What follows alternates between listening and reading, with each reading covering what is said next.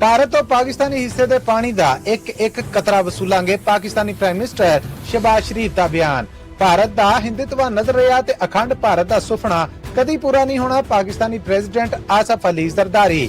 Israel ਨੂੰ ਜਵਾਬ ਦੇਣਾ ਈਰਾਨ ਦਾ ਹੱਕ ਹੈ ਔਰ ਅਸੀਂ ਦੀ ਹਮਾਇਤ ਕਰਨੇ ਆ। ਪਾਕਿਸਤਾਨੀ ਮੰਦੂਬ ਦੀ ਯੂਨਾਈਟਿਡ ਨੇਸ਼ਨ ਦੇ ਵਿੱਚ ਗੱਲਬਾਤ। ਸਰਕਾਰ ਨੇ ਆਫੀਆ ਸਦੀਕੀ ਦੀ ਰਿਹਾਈ ਲਈ ਅਮਰੀਕਾ ਦੇ ਵਿੱਚ ਕਾਨੂੰਨੀ ਕਾਰਵਾਈ ਦਾ ਹਿੱਸਾ ਨਾ ਬਣਨ ਦਾ ਫੈਸਲਾ ਕਿਉਂ ਕੀਤਾ? ਇਹਦਾ ਨੁਕਸਾਨ ਕੀ ਹੈ? ਇਸਲਾਮਾਬਾਦ ਹਾਈ ਕੋਰਟ ਨੇ ਪਾਕਿਸਤਾਨ ਦੀ ਫੈਡਰਲ ਸਰਕਾਰ ਤੋਂ ਜਵਾਬ ਤਲਬ ਕਰ ਲਿਆ ਔਰ 26ਵੇਂ ਆਈਨੀ ਬਦਲਾਅ ਤੋਂ ਬਾਅਦ ਅਦਾਲਤਾਂ ਨੂੰ ਛੁੱਟੀ ਤੇ ਭੇਜ ਦਿੱਤਾ ਗਿਆ ਹੈ। ਕਹਿੰਦੀਆਂ ਨੇ ਇਮਰਾਨ ਖਾਨ ਦੀ ਸਿਆਸੀ ਪਾਰਟੀ ਦੀ ਆਲੀਆ ਹਮਜ਼ਾ।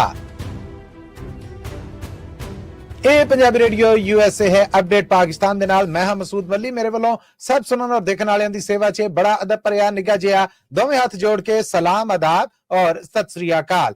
ਅੱਜ ਅਮਰੀਕਾ ਦੇ ਵਿੱਚ 13 ਜੂਨ ਸਾਲ 2025 ਦਾ ਦਿਨ ਢਲ ਰਿਹਾ ਹੈ, ਜਦਕਿ ਪਾਕਿਸਤਾਨ 'ਚ 14 ਜੂਨ ਸਾਲ 2025 ਦਾ ਦਿਨ ਚੱਲ ਰਿਹਾ ਹੈ। ਪਾਕਿਸਤਾਨ ਦੇ ਨਾਲ ਜੁੜੀਆਂ ਪਿਛਲੀਆਂ 24 ਘੰਟੇ ਦੀਆਂ ਇਹ ਵੱਡੀਆਂ ਖਬਰਾਂ ਲੈ ਕੇ ਅਸੀਂ ਪੰਜਾਬੀ ਰੇਡੀਓ USA ਦੇ ਫ੍ਰੈਸਨੋ ਕੈਲੀਫੋਰਨੀਆ ਸਟੂਡੀਓਜ਼ ਤੋਂ ਆਪ ਸਭ ਦੇ ਰੂਬਰੂ ਹਾਜ਼ਰ ਹਾਂ। ਇਹ ਖਬਰਾਂ ਤੁਸੀਂ ਪੰਜਾਬੀ ਰੇਡੀਓ USA ਦੇ ਨੈਸ਼ਨਲ ਔਰ ਇੰਟਰਨੈਸ਼ਨਲ ਰੇਡੀਓ ਨੈਟਵਰਕ ਦੇ ਨਾਲ ਪੰਜਾਬੀ ਰੇਡੀਓ USA ਔਰ ਪੰਜਾਬੀ ਟੀਵੀ USA ਦੇ ਡਿਜੀਟਲ ਔਰ ਸੋਸ਼ਲ ਮੀਡੀਆ ਪਲੇਟਫਾਰਮਸ ਤੇ ਵੇਖ ਵੀ ਰਹੇ ਹੋ। ਸਾਡੇ ਇਹਨਾਂ ਸਾਰੇ ਚੈਨਲਸ ਨੂੰ ਸਬਸਕ੍ਰਾਈਬ ਕਰੋ, ਜੁਆਇਨ ਕਰੋ, ਘੰਟੀ ਦਾ ਬਟਨ ਦਬਾਓ ਤਾਂ ਜੇ ਪੰਜਾਬੀ ਰੇਡੀਓ USA ਤੋਂ ਤੁਹਾਨੂੰ ਤਾਜ਼ਾ ਬਤਾਜ਼ਾ ਅਪਡੇਟਸ ਮਿਲਦੀਆਂ ਰਹਿਣ। ਪਾਕਿਸਤਾਨ ਦੇ ਨਾਲ ਜੁੜੀਆਂ ਇਹ ਖਬਰਾਂ ਅਸੀਂ ਮੰਡੇ ਟੂ ਫਰਾਈਡੇ ਤੁਹਾਡੇ ਲਈ ਪੇਸ਼ ਕਰਨੇ ਆ। ਇਹਨਾਂ ਖਬਰਾਂ ਨੂੰ ਸਪਾਂਸਰ ਕਰਨਾ ਹੋਏ ਤੇ ਸਾਡਾ ਟੈਲੀਫੋਨ ਨੰਬਰ 408 722 7698 408 722 7698। ਆਓ ਪਾਕਿਸਤਾਨ ਦੇ ਨਾਲ ਜੁੜੀਆਂ ਵੱਡੀਆਂ ਖਬਰਾਂ ਵੱਲ ਝਾਤੀ ਪਾਉਂਦੇ ਹਾਂ।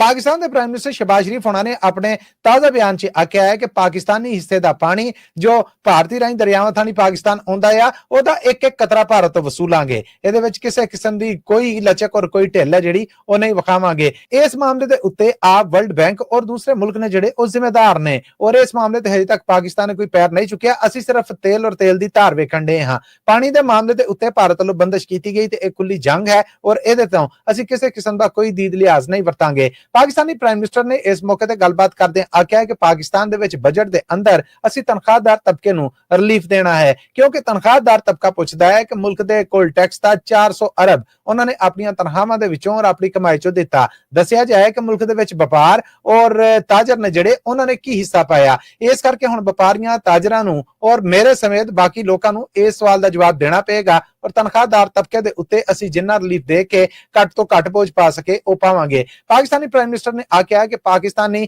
ਪਾਣੀ ਦਾ ਜਿਹੜਾ ਹਿੱਸਾ ਬਣਦਾ ਹੈ ਉਹਦੇ ਵਾਸਤੇ ਪਾਕਿਸਤਾਨ 'ਚ ਸਟੋਰੇਜ ਦੇ ਔਰ ਬਾਕੀ ਜਿਹੜੇ ਮਸਲੇ ਨੇ ਉਹਦੇ ਵਾਸਤੇ ਅਸੀਂ ਜ਼ਿੰਮੇਦਾਰ ਮਹਿਕਮਿਆਂ ਨੂੰ ਜ਼ਿੰਮੇਦਾਰੀਆਂ ਦੇਤੀਆਂ ਨੇ ਜੋ ਦਿਨ ਰਾਤ ਕੰਮ ਕਰਨ ਦੇ ਨੇ। ਨਾਲ ਹੀ ਉਹਨਾਂ ਨੇ ਆਖਿਆ ਕਿ ਪਾਕਿਸਤਾਨ ਦੇ ਅੰਦਰ ਵੀ ਪਾਣੀ ਦੇ ਮਸਲੇ ਮਸਾਇਲ ਮੌਜੂਦ ਨੇ ਜਿਨ੍ਹਾਂ ਦਾ ਹੱਲ ਹੋਣਾ ਜ਼ਰੂਰੀ ਹੈ। ਉਹਨਾਂ ਨੇ ਇੱਕ ਵਾਰ ਫਿਰ ਦੁਹਰਾਇਆ ਕਿ ਭਾਰਤ ਵੱਲੋਂ ਪਾਣੀ ਨੂੰ ਬੰਦ ਕਰਨ ਦੀਆਂ ਜਿਹੜੀਆਂ ਧਮਕੀਆਂ ਨੇ ਅਸੀਂ ਇਹਦੇ ਉੱਤੇ ਆਪਣਾ ਜਵਾਬ ਜਿਹੜਾ ਉਹ ਪੂਰੀ ਦੁਨੀਆ ਨੂੰ ਦੱਸ ਦਿੱਤਾ ਹੈ।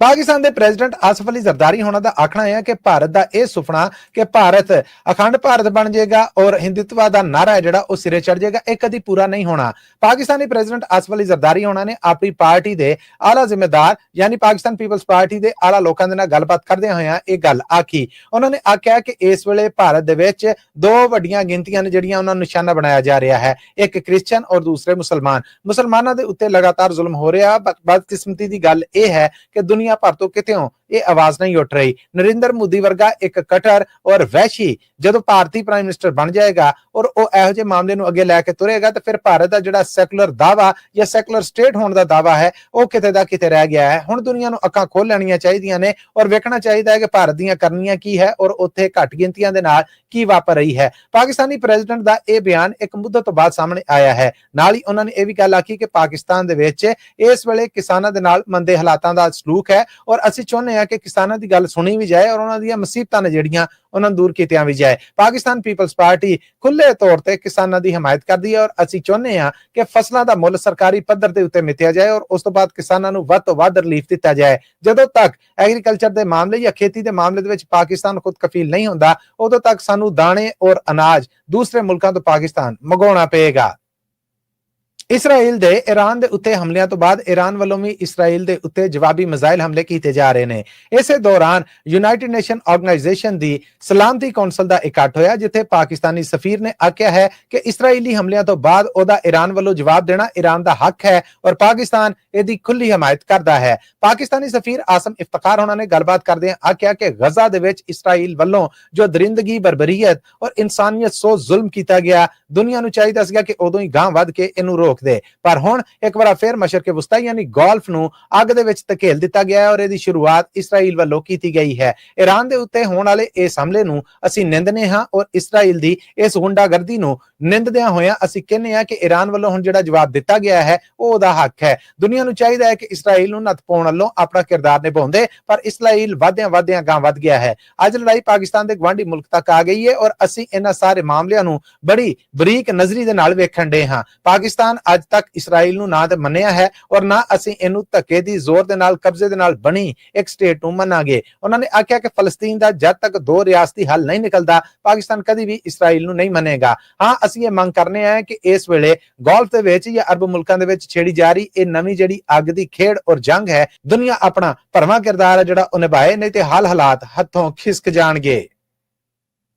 ਅਮਰੀਕਾ ਦੇ ਵਿੱਚ ਡਾਕਟਰ ਆਫੀਆ ਸਦੀਕੀ ਵੱਲੋਂ ਜਿਹੜੀ ਕਾਨੂੰਨੀ ਕਾਰਵਾਈ ਕੀਤੀ ਜਾ ਰਹੀ ਹੈ, ਪਾਕਿਸਤਾਨੀ ਸਰਕਾਰ ਉਹਦੇ ਵਿੱਚ ਹਿੱਸਾ ਕਿਉਂ ਨਹੀਂ ਬਣ ਰਹੀ, ਇਸ ਬਾਰੇ ਦੱਸਿਆ ਜਾਏ ਕਿ ਨੁਕਸਾਨ ਹੈ ਕੀ। ਇਹ ਸਵਾਲ ਕੀਤਾ ਹੈ ਇਸਲਾਮਾਬਾਦ ਹਾਈ ਕੋਰਟ ਨੇ, ਜਿੱਥੇ ਡਾਕਟਰ ਆਫੀਆ ਸਦੀਕੀ ਦੀ ਰਿਹਾਈ ਲਈ ਪਾਕਿਸਤਾਨੀ ਸਰਕਾਰ ਨੂੰ ਕਿਰਦਾਰ ਨਿਭਾਉਣ ਵੱਲੋਂ ਇੱਕ ਅਰਜ਼ੀ ਉਹਨਾਂ ਦੀ ਭੈਣ ਫੌਜ਼ੀਆ ਸਦੀਕੀ ਵੱਲੋਂ ਦਾਇਰ ਕੀਤੀ ਗਈ ਹੈ। ਇਸ ਮੌਕੇ ਦੇ ਉੱਤੇ ਜਸਟਿਸ ਸਰਦਾਰ ਇਜਾਜ਼ ਇਸਾਕ ਖਾਨ ਹੋਣਾ ਨੇ ਇਹ ਸਵਾਲ ਪਾਕਿਸਤਾਨੀ ਸਰਕਾਰ ਤੋਂ ਪੁੱਛੇ ਨੇ ਔਰ ਬਾਕਾਇਦਾ ਇਹਦੇ ਤੇ ਅਟਾਰਨੀ ਜਨਰਲ ਹੋਣਾ ਨੂੰ ਆਉਂਦੀ ਪੇਸ਼ੀ ਤੇ ਪਾਕਿਸਤਾਨੀ ਸਰਕਾਰ ਤੋਂ ਜਵਾਬ ਲੈ ਕੇ ਅਦਾਲਤ ਨੂੰ ਦੱਸਣ ਬਾਰੇ ਆਖਿਆ ਹੈ। ਡਾਕਟਰ ਫੌਜ਼ੀਆ ਸਦੀਕੀ ਹੋਣਾ ਦਾ ਆਪਣੇ ਵਕੀਲ ਰਾਹੀਂ ਆਖਣਾ ਸੀਗਾ, ਵਕੀਲ ਇਮਰਾਨ ਮੁਸ਼ਤਾਕ ਰਾਹੀਂ, ਕਿ ਅਸੀਂ ਇਹ ਅਰਜ਼ੀ ਜਿਹੜੀ ਦਾਇਰ ਕੀਤੀ ਹੈ ਪਾਕਿਸਤਾਨੀ ਸਰਕਾਰ ਨੇ ਉਹਦੇ 'ਚ ਸਿਰਫ ਫਰੀਕ ਬਣ ਕੇ ਅਮਰੀਕੀ ਸਰਕਾਰ ਨੂੰ ਇਹ ਕਹਿਣਾ ਹੈ ਕਿ ਡਾਕਟਰ ਆਫੀਆ ਸਦੀਕੀ ਨੂੰ ਇਨਸਾਨੀ ਹਮਦਰਦੀ ਦੇ ਨਾਤੇ ਰਿਹਾ ਕਰ ਦਿੱਤਾ ਜਾਏ, ਪਰ ਪਾਕਿਸਤਾਨ ਇਹ ਬੇਨਤੀ ਵੀ ਨਹੀਂ ਕਰ ਰਿਹਾ ਔਰ ਪਾਕਿਸਤਾਨ ਇਹ ਦਰਖਾਸਤ ਵੀ ਨਹੀਂ ਕਰ ਰਿਹਾ। ਇਹਦੇ ਵਾਸਤੇ ਪਾਕਿਸਤਾਨੀ ਸਰਕਾਰ ਨੂੰ ਬਕਾਇਦਾ ਕੋਈ ਵੱਖਰੀ ਕਾਨੂੰਨੀ ਦਰਖਾਸਤ ਜਿਹੜੀ ਉਹ ਦਾਇਰ ਨਹੀਂ ਕਰਨੀ ਪਏਗੀ। ਆਲਰੇਡੀ ਅਮਰੀਕਨ ਅਦਾਲਤਾਂ ਦੇ ਵਿੱਚ ਡਾਕਟਰ ਆਫੀਆ ਸਦੀਕੀ ਦਾ ਜਿਹੜਾ ਕੇਸ ਚੱਲ ਰਿਹਾ ਆ ਉਹਦੇ 'ਚ ਪਾਕਿਸਤਾਨੀ ਸਰਕਾਰ ਨੂੰ ਸਰਕਾਰੀ ਪੱਧਰ ਤੇ ਆਪਣਾ ਜਵਾਬ ਜਿਹੜਾ ਉਹ ਜਮ੍ਹਾਂ ਕਰਵਾਉਣਾ ਆ।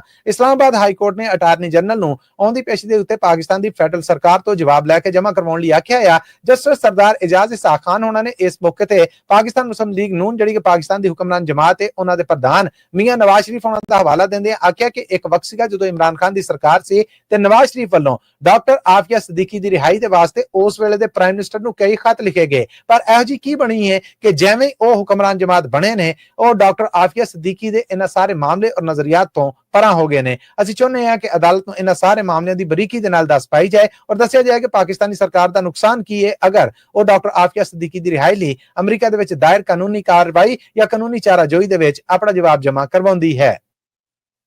ਇਮਰਾਨ ਖਾਨ ਦੀ ਸਿਆਸੀ ਪਾਰਟੀ ਪਾਕਿਸਤਾਨ ਤਹਿਰੀਕ ਇਨਸਾਫ ਦੀ ਪੰਜਾਬ ਤੋਂ ਪ੍ਰਧਾਨ ਆਲੀਆ ਹਮਜ਼ਾ ਹੋਣਾ ਦਾ ਆਖਣਾ ਹੈ ਕਿ ਪਾਕਿਸਤਾਨੀ ਕਨਸਟੀਟਿਊਸ਼ਨ ਦੇ ਵਿੱਚ 26ਵਾਂ ਬਦਲਾਅ ਕਰਕੇ ਅਸਲ ਦੇ ਵਿੱਚ ਅਦਾਲਤਾਂ ਨੂੰ ਛੁੱਟੀਆਂ ਤੇ ਭੇਜ ਦਿੱਤਾ ਗਿਆ ਹੈ ਔਰ ਹੁਣ ਮਨਮਰਜ਼ੀ ਦੇ ਫੈਸਲੇ ਨੇ ਜਿਹੜੇ ਉਹ ਚੱਲ ਰਹੇ ਨੇ। ਇਹ ਗੱਲਾਂ ਉਹਨਾਂ ਨੇ ਆਖੀਆਂ ਨੇ ਉਦੋਂ ਜਦੋਂ ਉਹ ਅਤਗਰਦੀ ਦੇ ਕੇਸਾਂ ਨੂੰ ਸੁਣਦੀ ਇੱਕ ਖਾਸ ਅਦਾਲਤ ਦੇ ਜੱਜ ਅਮਜਦ ਅਲੀ ਸ਼ਾਹ ਦੇ ਰੂਬਰੂ ਪੇਸ਼ ਹੋ ਕੇ ਬਾਹਰ ਆਈਆਂ। ਉਹਨਾਂ ਤੇ ਇਲਜ਼ਾਮ ਹੈ ਕਿ 26 ਨਵੰਬਰ ਨੂੰ ਪਾਕਿਸਤਾਨ ਭਰ ਦੇ ਵਿੱਚ ਇਮਰਾਨ ਖਾਨ ਦੀ ਰਿਹਾਈ ਲਈ ਜਿਹੜੇ ਮੁਜ਼ਾਹਰੇ ਔਰ ਵਕਾਲੇ ਹੋਏ ਉਹਦੇ ਵਿੱਚ ਉਹਨਾਂ ਨੇ ਤੋੜ ਭੰਨ ਔਰ ਅੱਗਾਂ ਲਾਈਆਂ ਔਰ ਮੁਜ਼ਾਹਰਿਆਂ ਦੇ ਵਿੱਚ ਹਮਲੇ ਨੇ ਜਿਹੜੇ ਉਹ ਕੀਤੇ ਔਰ ਕਰਵਾਏ। ਇਹਦੇ ਤੇ ਅਦਾਲਤ ਨੇ ਉਹਨਾਂ ਦੀ ਜਿਹੜੀ ਪਹਿਲੇ ਤੋਂ ਹੋਈ ਜ਼ਮਾਨਤ ਆ ਉਹਦੇ ਚ 27 ਜੂਨ ਤੱਕ ਵਾਅਦਾ ਕਰ ਦਿੱਤਾ ਹੈ।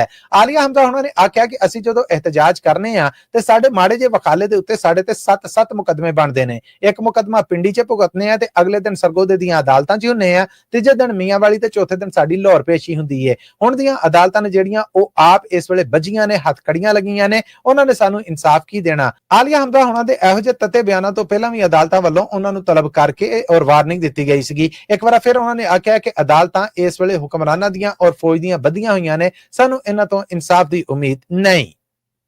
ਲਓ ਜੀ, ਪੰਜਾਬੀ ਰੇਡੀਓ USA ਤੋਂ ਅੱਜ ਦੇ ਅਪਡੇਟ ਪਾਕਿਸਤਾਨ 'ਚ ਇੰਨਾ ਹੀ। ਮੈਨੂੰ ਮਸੂਦ ਮਲੀ ਨੂੰ ਇਜਾਜ਼ਤ ਦਿਓ, ਪਰ ਜਾਣ ਤੋਂ ਪਹਿਲਾਂ ਇੱਕ ਵਾਰ ਫਿਰ ਚੇਤੇ ਕਰਾਉਂਦਾ ਜਾਵਾਂ ਕਿ ਪੰਜਾਬੀ ਰੇਡੀਓ USA ਔਰ ਪੰਜਾਬੀ TV USA ਤੇ ਇਹ ਖਬਰਾਂ ਤੁਹਾਡੇ ਵਾਸਤੇ ਲਾਈਵ ਪ੍ਰਸਾਰਿਤ ਕੀਤੀਆਂ ਜਾਂਦੀਆਂ। ਇਸ ਕਰਕੇ ਸਾਡੇ ਇਹਨਾਂ ਸਾਰੇ ਸੋਸ਼ਲ ਡਿਜੀਟਲ ਮੀਡੀਆ ਪਲੇਟਫਾਰਮਸ ਨੂੰ ਜੁਆਇਨ ਕਰੋ, ਸਬਸਕ੍ਰਾਈਬ ਕਰੋ, ਘੰਟੀ ਦਾ ਬਟਨ ਦਬਾਓ ਤਾਂ ਜੇ ਤੁਹਾਡੇ ਤੱਕ ਤਾਜ਼ਾ ਅਪਡੇਟਸ ਪਹੁੰਚਦੀਆਂ ਰਹਿਣ। ਇਹ ਖਬਰਾਂ ਤੁਸੀਂ ਪੰਜਾਬੀ ਰੇਡੀਓ USA ਦੇ ਨੈਸ਼ਨਲ ਔਰ ਇੰਟਰਨੈਸ਼ਨਲ ਨੈਟਵਰਕ ਤੇ ਹਫਤੇ 'ਚ 5 ਦਿਨ ਮੰਡੇ ਟੂ ਫਰਾਈਡੇ ਇਸ ਵੇਲੇ ਸੁਣਦੇ ਹੋ। ਪਾਕਿਸਤਾਨ ਦੇ ਨਾਲ ਜੁੜੀਆਂ ਇਹਨਾਂ ਖਬਰਾਂ ਨੂੰ ਸਪਾਂਸਰ ਕਰਨਾ ਹੋਏ ਤਾਂ ਸਾਡਾ ਟੈਲੀਫੋਨ ਨੰਬਰ 4 408 722 7698 408 722 7698। ਅੱਜ ਤੱਕ ਲਈ ਇੰਨਾ ਹੀ। ਆਉਂਦੀ ਮੁਲਾਕਾਤ ਤੱਕ ਲਈ ਇਜਾਜ਼ਤ ਦਿਓ, ਫਿਰ ਮਿਲਾਂਗੇ। ਉਦੋਂ ਤੱਕ ਲਈ ਤੁਹਾਡਾ ਮੇਰਾ ਸਾਡਾ ਸਾਰਿਆਂ ਦਾ ਰੱਬ ਰਾਖਾ।